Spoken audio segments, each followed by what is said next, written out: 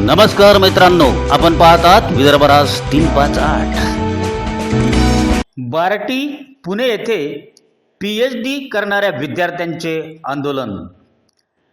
आमचे प्रतिनिधी DR वानखळे यांनी दिलेल्या माहितीनुसार सविस्तर वृत्त असे की डॉक्टर बाबासाहेब आंबेडकर संशोधन व प्रशिक्षण संस्था अर्थात बार्टी पुणे या संस्थेने सन 2022 पासून PhD करीत असलेल्या SC विद्यार्थ्यांना फेलोशिप दिलीच नाही।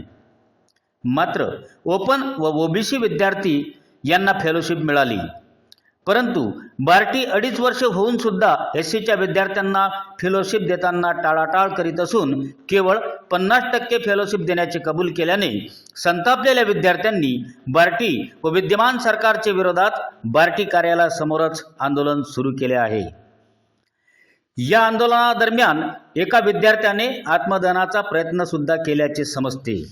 यातच महाराष्ट्र शासनाच्या महिला व बालकल्याण मंत्री यांनी आंदोलन स्थळाला भेट दिली।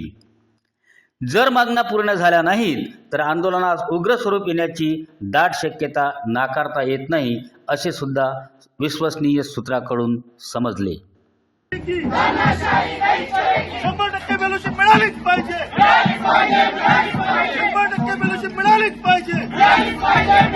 हम हमारा हक मांगते,